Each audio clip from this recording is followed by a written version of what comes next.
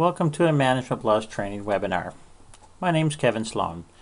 I'm a certified electronic health record specialist and certified ophthalmic technician. Management Plus is an industry leader in EHR, and we want to provide you with the documentation tools and the skills to use these tools proficiently. Today's training webinar is titled Charge Slip. Let's get started. Once again, we have Bob on the screen. And we have access to charge slip by clicking the charge slip title on the form tree in the left. There are several different methods in using this charge slip. Let's review all of these. The end result is to get your codes, your CPT codes, into the charge grid, which is this large grid in the upper right hand section of this. We have some insurance information. You can see Bob doesn't have any insurances or any balances. In your system, most of your patients will have some balances and some coverages detailed out in these controls here. On the left-hand side, you can see we have exam charges, the modifiers, so you can put up to 4 modifiers on there.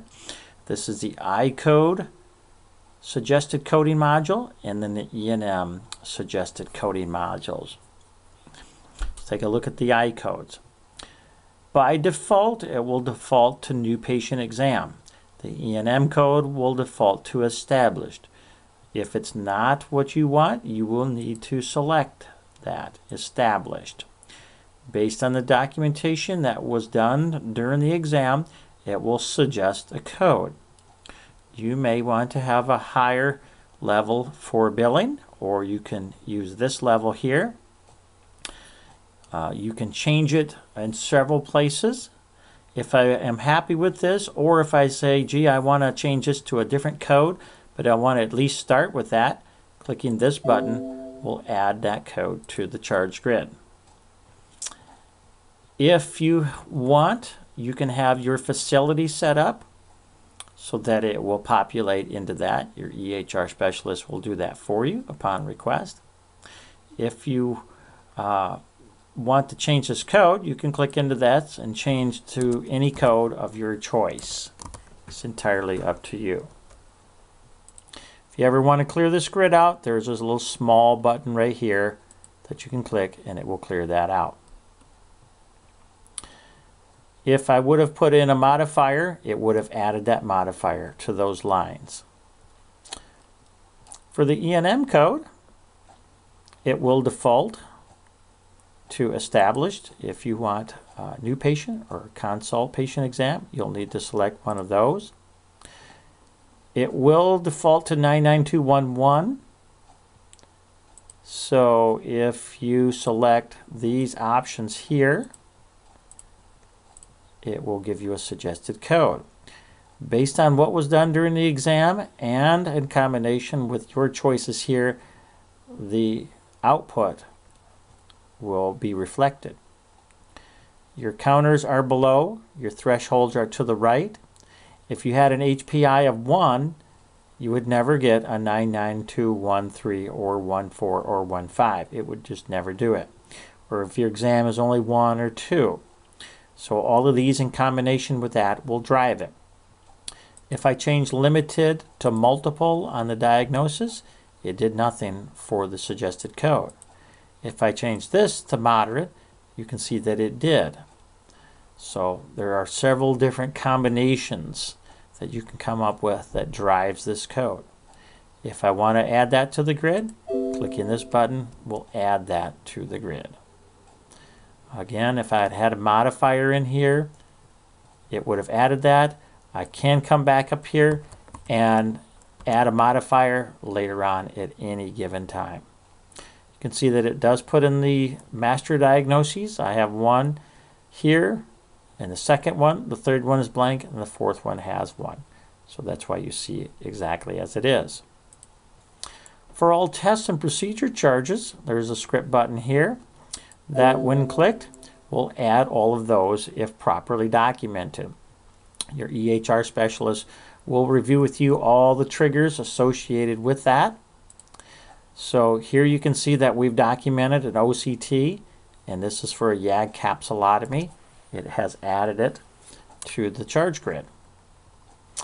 You can decide if you want the exam code first or the test codes first, just your selection on which button. So if you want the exam code, the E&M code first, and then the test, you can click those buttons and add those very quickly.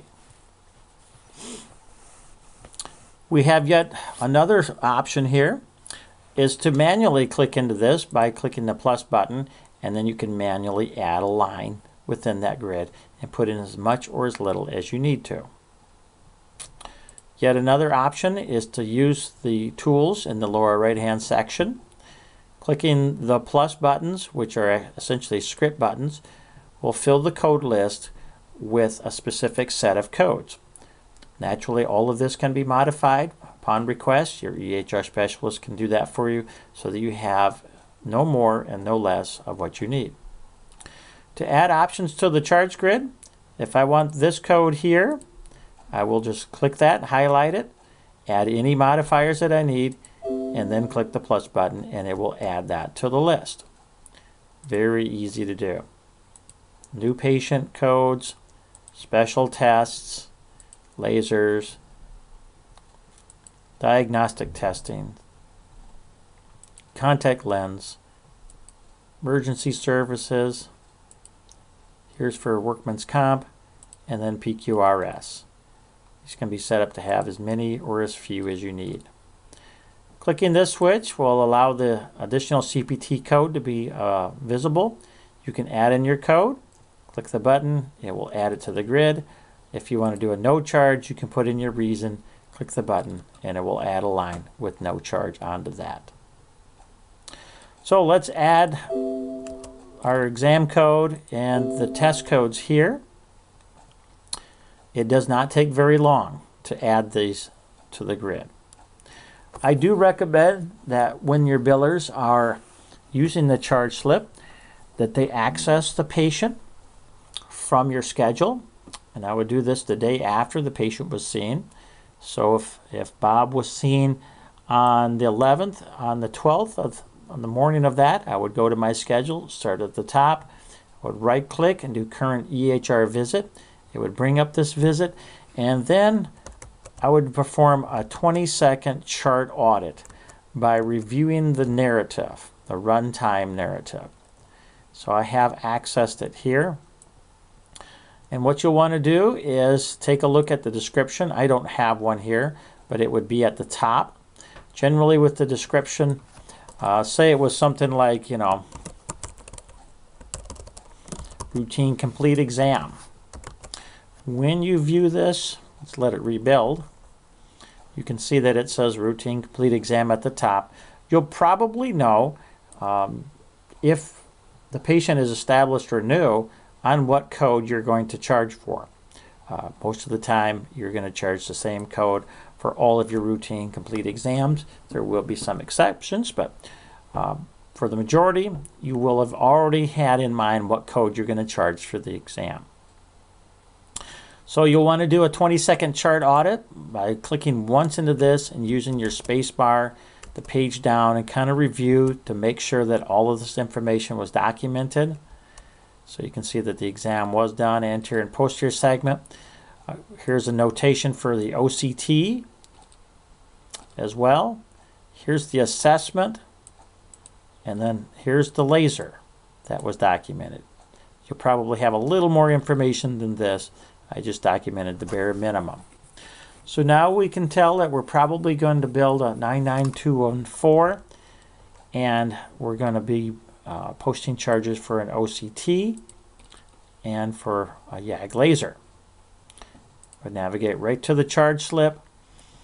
Depending on the preferences of your physicians, scribes, and your billers, you may have the physicians or the scribe add codes to the charge grid, or you may not. You may leave this up to the biller to do all of that. In this case, we have the codes here, since I just added those. Now I want to post those.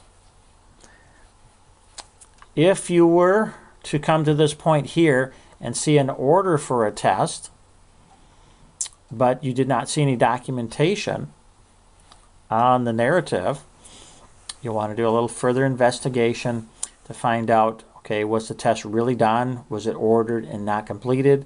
Or was it completed and the documentation for the order was not there? Or you may see the documentation that the test was done, but there's no interpretation. So you'll want to essentially, perform a chart audit to make sure that all of the appropriate documentation is on the record. So you'll have an order, you'll have the indication that the test was done, and an interpretation for that. If attachments were attached to the record, say they did an OCT, and they have an interface set up or are manually attaching image files, you'll see a number here if they've assigned it the attachment type of OCT. It doesn't hurt to go to attachments and take a look. They may have image files here or other files, but may not have assigned it the appropriate attachment type. So you would not see a number next to this. So you're essentially finishing up your audit by just confirming that the test actually was done and completed, and everything that the tech, scribe, and physician were supposed to do has been completed. Once you get to that point, you will know if these codes are correct and if there's others that need to be added on but may need further documentation. A good way to manage this is to set a status. Needs further documentation. You could have statuses that are a little more specific as to what needs to be done, like needs test results imported, needs interpretation of special tests, or so forth.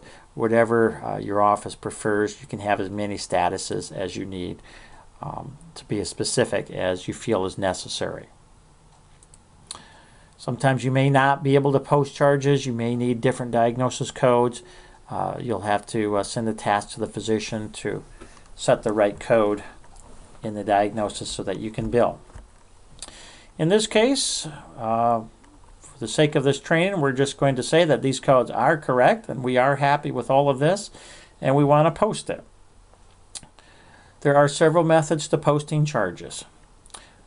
You can post from inside of EHR, you can post from financials, or you can post from the charge work list. Let's right click, choose charge grid. If I were to post from inside of EHR, I would choose post. This is how 98% of our clients do. They post it from the open EHR so that you can actually have the status within the grid set to posted when it's done. You will also be able to do your 20-second chart audit and assess your attachments to make sure all of the documentation is correct, to have your checks and balances. You may have had documentation that a test was ordered, but it was never done. And then also the test may be done, but never documented that it was ordered, interpreted, and so forth. So it's most of our clients do it through the open EHR so that they can have access to that runtime narrative and to the record to confirm that their record is fully documented when it comes to the tests and procedures that need to be done. So you'll right click on the charge grid and choose charge grid and then post, and your charge entry will be on the screen. If you wanted to change your code at this point, you could. If you've been using Management Plus for any length of time, your billers will be very familiar with this screen so that they can add values to this or subtract. They can edit and do whatever they need to from this screen here. Posting to the patient's financials is covered under the Management Plus practice management portion. So I'll not go into this in detail, otherwise it would be redundant. But essentially, once you have your codes in there, you'll just click post. If you have billing rules, they will fire at the same time, just as if you were in the financials, and so forth. So if I decide not to post this, and I hit close, I can move over to no. Here I'm missing a piece of information, so the posted button is not lit up. There's something missing, more than likely a facility. Let's take a look here. Let's choose main office. Okay, it's not that. Let's choose referring physician. Let's choose this one here. It's not that either. Let's try place of service and then type of service. Okay, and then let's choose location. Okay, so I'm still missing some important information that is not allowing this posted button to be viewable here. And I can see that it's actually this code. This code does not exist within my database because there's no description. If I back it off and put a different number, you can see that we have that, and now it will be lit up. This is actually an old code. My database does not have the most up-to-date billing code for a 99 or a 92134, which be for macular scan. Let's just say this was really the code I wanted. You can click post, and if I skip the diagnosis codes, so you can see that I do not have that in there, and it says I don't want to have any blanks. Let's just switch this around here. Try this again. Alright, so that's good. Now once I've gone through all of these, it will just bring up the next one. And let's try this again here. Okay, and I do have an error because I don't have a valid claim on this. So we'll close this out. It's going to ask me if I want to save the record. I'll click yes. Okay, and you can see that one of these were successfully posted. The other two were not. So you may need to go back to this, set your status so that you'll know which record you need to go back to. Otherwise, this ends up to be a 60-second chart audit and posting session for each patient. You could, on a lot of patients, get this down to 30 seconds or less to quickly review the narrative, add the charges to the grid. If they're already there, you can quickly go in there and post those. If your billing rules are set up so that it adds all of those elements within the posting screen, you can quickly post these. And I've seen it done before where it's a 30-second process for each patient. And it becomes very accurate, very easy for your billers to manage posting charges within EHR. Okay.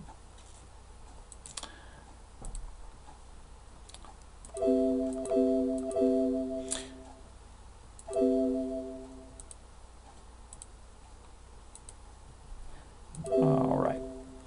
If these charges were sent to the charge work list, you would access those from the main screen of Management Plus. You'd click File. And I'm not able to do that. My computer's not very happy right now, but essentially it's File, EHR, and then Charge Work List. You can access that. Also from Financials, you can actually go into Financials and import those charges. But again, very few offices do it that way since they're not able to do a chart audit if they're posting it from either Financials or from the charge work list. This completes the training on the charge slip. Thank you very much for your attention.